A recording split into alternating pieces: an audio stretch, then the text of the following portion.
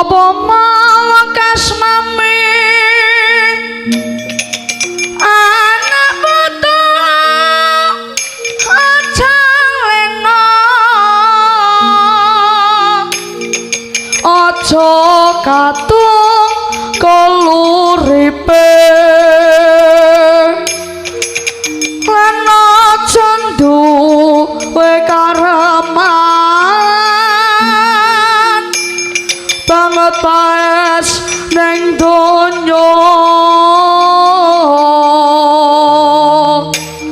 siang dalu dipun emot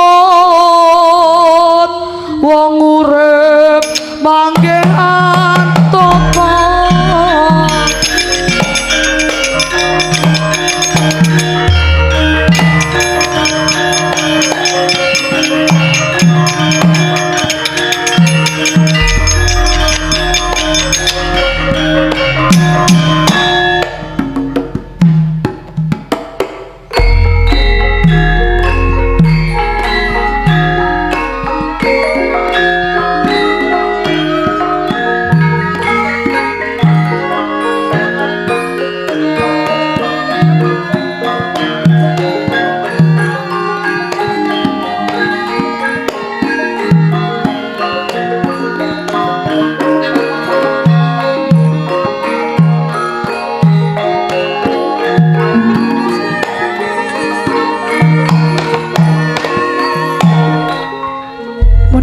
tumiyong prasasat kaya gawe payung arandine swasana panas weh prabawa sumuk dadi goreh ing mapan wonten pendhapi agung nagari Traja Tresna anjegrek kaya Togawaja nggih Sang Prabu Bamanarkasura lebet kaprabawan mangrangsang indriya ilmu tampil wentis tebak jo sakedhap ambekas lertap saka nembur netra mencorong pandrawang tebih rinten dalu wesi ing nala uningke sarana miwahan indakaken sandipaya kinarya anggiles prenggandani tebih mulat rekyana pati Ayagriwa miwah Dikya Kanca Ugra wis mangarsa sigra merwani medhar pangandikan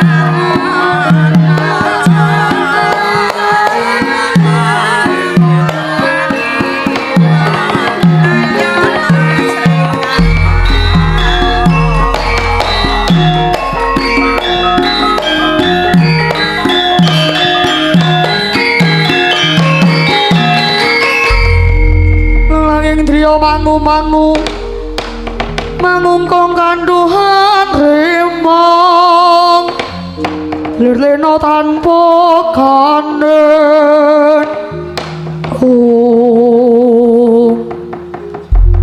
wah ladalah jagat Dewa Batara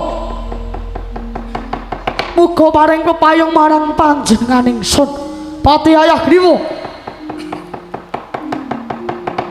kula nuwun wonten dening balan ingkang adhawuh kula ingkang abdi wonten ing kepatihan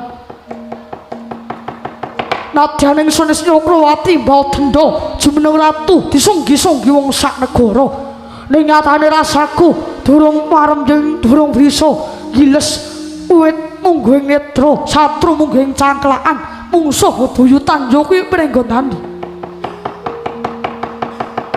nadyan jagat nyekseni jalem ngakoni ngreh kesugihan, kasantosan, kaprawinan lan jembaring laladan Traja Tresna ora timbang karo prenggandani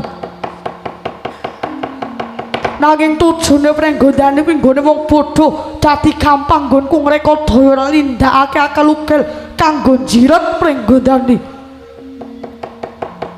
loro sing dados ngandika waduka sinuwun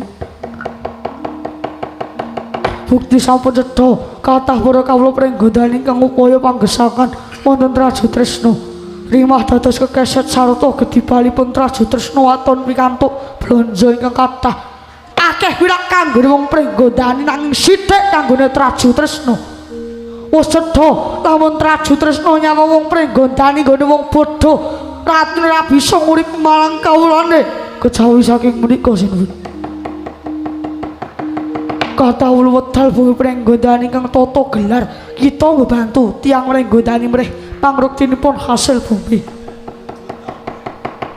nanging awit cubliking tiang prenggodani satemah dados bebadan ingkang ageng tumraping Traju Tresna bener Kandhawu Pati lan uga kondange prenggodani kang sugih samubarane bakal mung dadi pangaran-aran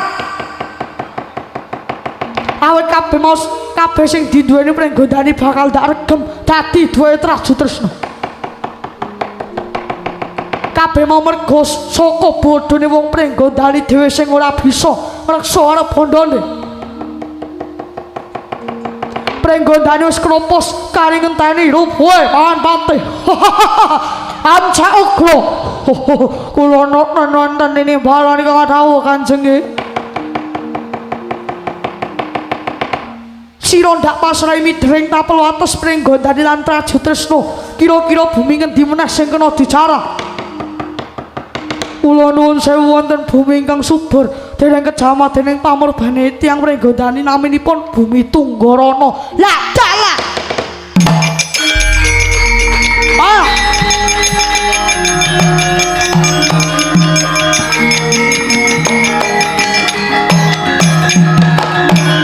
Amca Ugra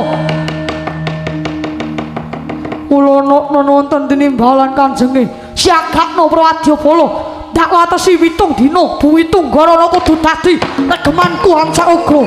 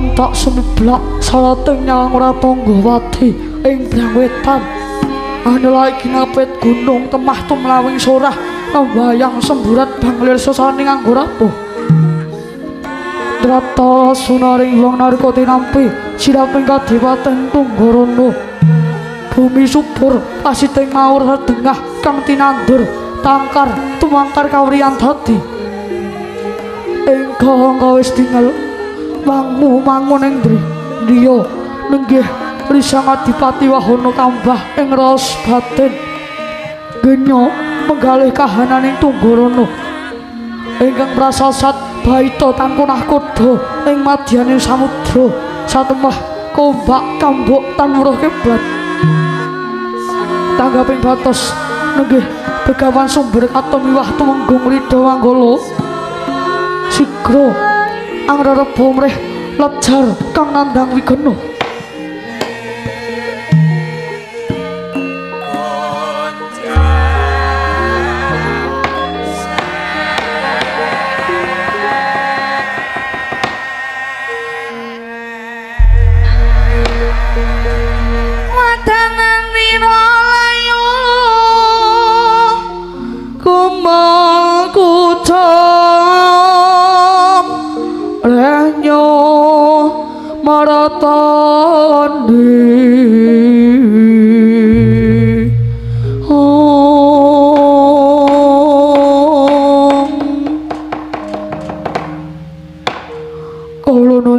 anggih Adipati.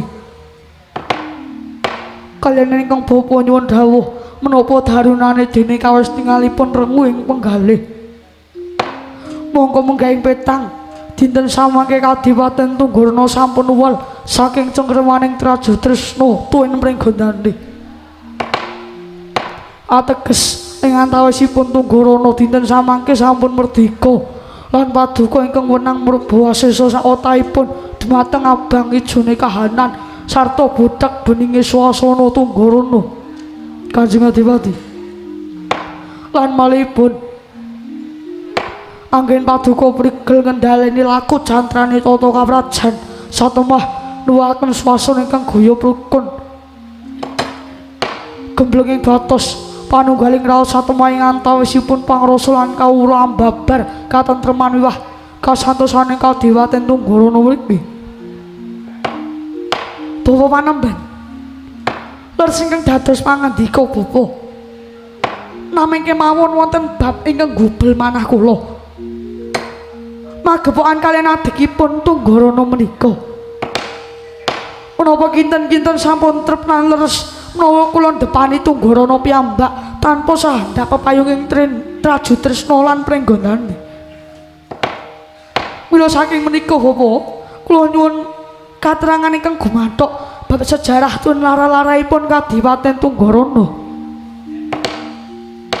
Kepareng matur gangger. Kadipaten Tunggurana menika purwanipun ingkang jumeneng Adipati nggih ingkang Eyang Kalapustaka. Dene kula ingkang kadhapuk dados watih. Nalika semanen Kadipaten Tunggurana taksih kalebet ing wewengkon Prenggondani.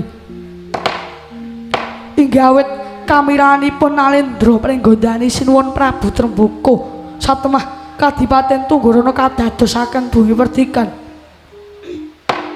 Saksurutipun Kanjeng Adipati Kalapustaka ingkang nglintir kawibawan inggih Rama Paduka Adipati Kahana. Nalika semanten Nalendra Traja Tresna Prabu Bumantara nedya anggelar jajahan Kadipaten Tunggurana Adipati Kala Kahana dipun wejahi dening Prabu Bumantara. Wekasane Kadipaten Tunggurana kalebet ing wewengkon Traja Tresna. Nanging Prabu Bumantara wejah dening Raden Setija ingkang lajeng ngentosi keprabaning Tunggurana jejuluk Bama Narakasura saksedanipun Bumantara. Napa sampun trep menawi Kadipaten Tunggurana wangsul dados bumi perdikan malih. Namung kemawon menggawe petang antawisipun Traja Tresna lan Prenggondani ingkang wenang andhaku Tunggurana menika sejatosipun Prenggondani awit wonten serat kekancinganipun. Lah dalah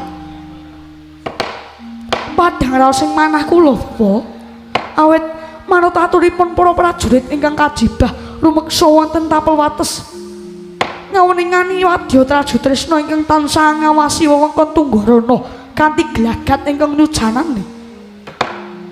Sampun gembleng raos ing manah kula menawi ngantos Traja Tresna ngrangsang kawibawan Tunggurana bakal kula trajan kanthi kekiyataning Prabu Panembahan.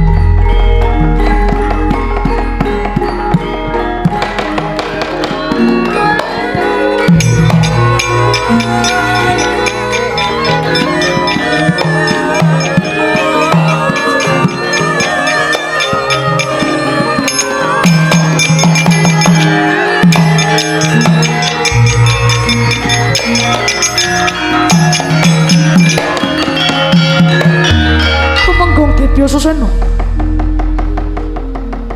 menawi gadya puwani ngadhep tanpa tinimbalan padha sinuwun ngaturaken kedrawasan caos ning bilih dinten sawangke wadyabala Traja Tresna wantun rajang mlebet ing wewengkon Tunggurana kanthi memandhahaken sesumbaranipun inggih nedya andhepani Kadipaten Tunggurana. Kanjeng Adipati setan alas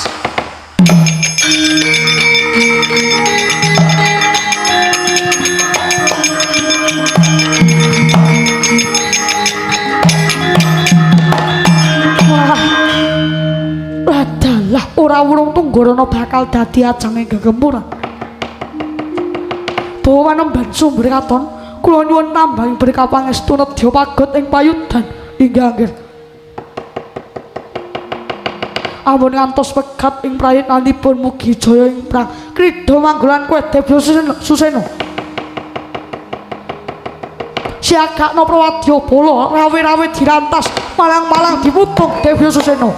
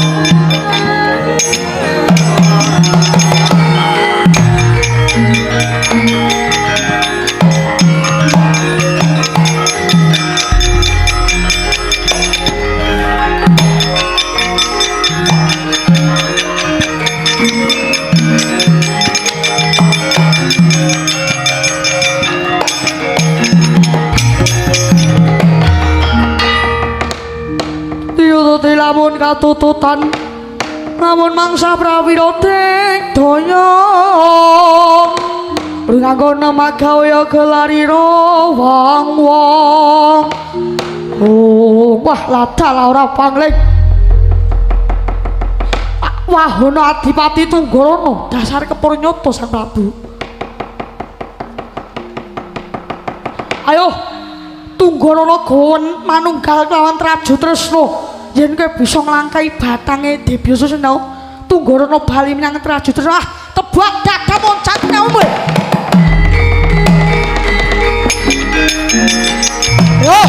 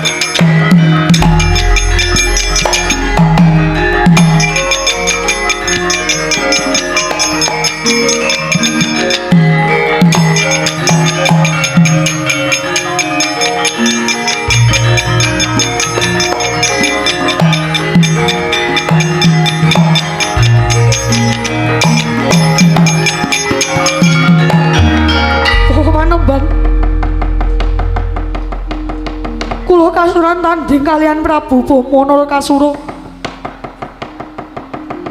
tan wurunga Tunggorono badhe aregem dening Prabu Bomo kados pundi nuwun dawuh Bapak. Angger menawi saking petang kula paduka kedah pados pangayoman amun ngantos Tunggorono dipun regem kalian Ratu Hambeknesta. Lajeng kados pundi anggen kula pados pangayoman kula mboten gadah sinten-sinten Bapak. Timbang didak-idak kalian Traju Tresna para prayogi mangayom dhateng prenggondani. Nanging kanthi pitumbasan Tunggorono wangsul malih mangayom sandhap pepayunging prenggondani. Inggih Bapak kula saged rumaja dhateng pangandika paduka. Monggo Bapak kula dherekaken bidal menyang prenggondani nyuwun pangayoman dhumateng Prabu Anem Harya Gatotkaca Bapak Panembahan.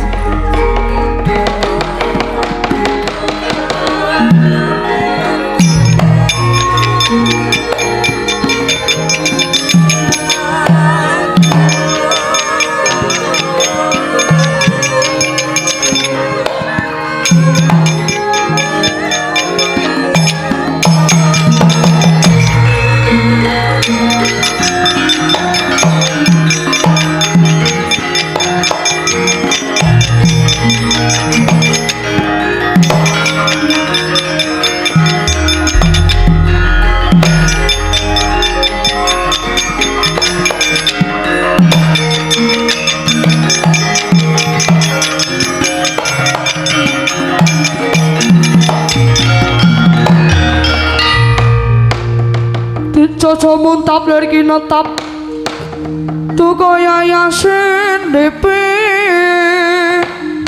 Mitra kocak ngondar randir Sinuwun dipun tepaken nami kula Wahana Adipati Tunggarana kula Begawan Sumberkaton lajeng nuwun sewu wonten wigati menapa kepareng rawuh dhateng prenggondane mriki atur ninga sinuwun ing nguni Kadipaten Tunggarana sejatosipun kabawah kaprentaning prenggondane inggih awet kawicaksananipun ingkang Hyang Prabu Trembaka satemah Tunggarana kadadosaken bumi perdikan kula rumaos awrat ngayomi dhumateng bumi kula awet tansah dipun awasi dening negari sakiwa tengenipun Tunggarana sinuwun lajeng kewareng paduka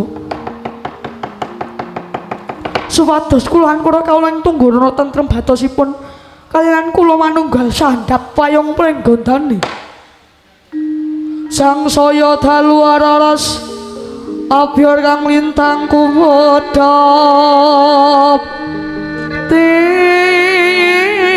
Tisti sonyo madya ratri ngaturaken manuwun dene semanten sih pakurmatan saking paduka dumateng kula pun Gatotkaca boten langkung kula tampi kanthi bingeng manah Raden kula minangka wakilipun para kawula Tunggarana ngaturaken panuwun dhumateng paduka Sang Prabu namugi mawon wonten bapak anglayani Jajayana Suli dinten samangke bumi Tunggarana dipun depani kaliyan Ratu Trajitresna Prabu Boma Narakasura kula nyuwun pitulungan Sang Prabu inggih monggo kula dherekaken menyang Tunggarana muga-muga kanthi gawan kawicaksanan satemah ambabar dumateng katentreman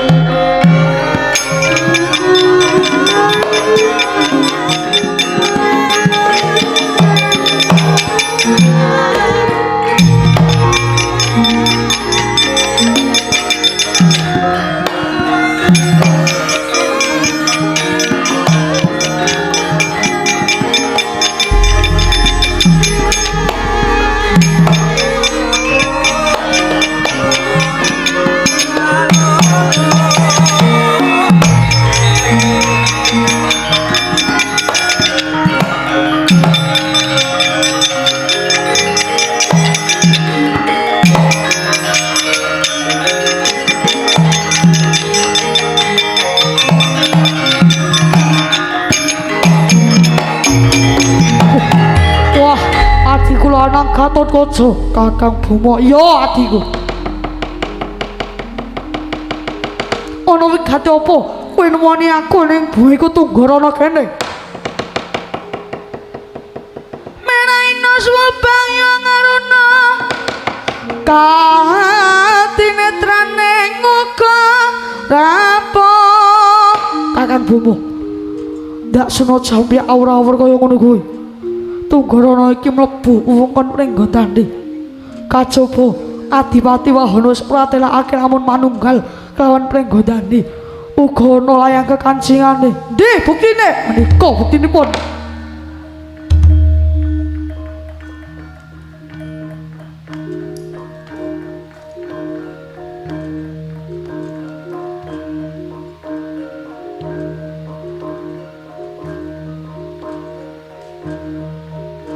menika layang kekancingan ingkang kaserat wonten pustaka raja dipun tapakastani dening Prabu Trembaka lan ratune para ratu sesepuhe para Nalendra Sri Baginda Matsawati Wirada Gatotkaca kuwi lak panemene wong prenggondane Boma uga dewaton wujud layang kekancingan sing ditapakastani dening Prabu Bomantara mbiyen lamun Tunggarana klebu ing wewengkon Trajitresna pundi buktinipun iki wujude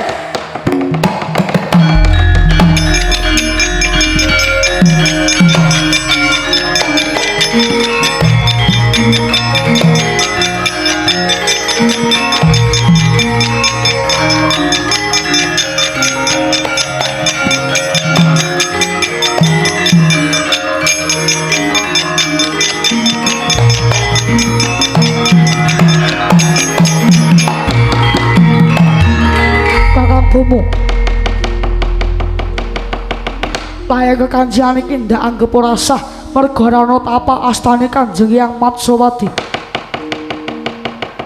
Mula ndak sun Kakang Bomo enggal ninggalake bumi Tunggarana kene. Gatotkaca.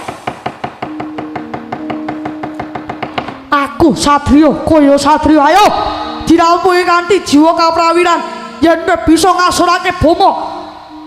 Kukupen bumi Tunggarana Gatotkaca.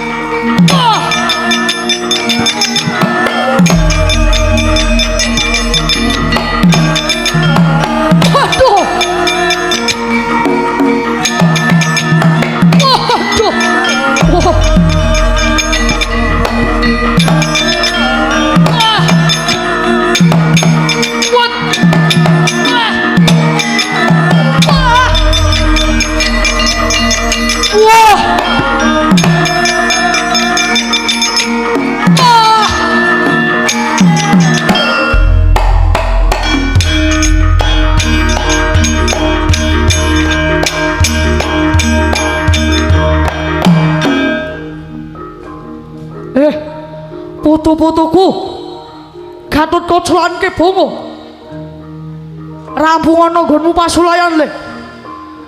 Dina iki uga wis dak tentokake lamun Tunggarana klebu wewengkon Prenggon Dani.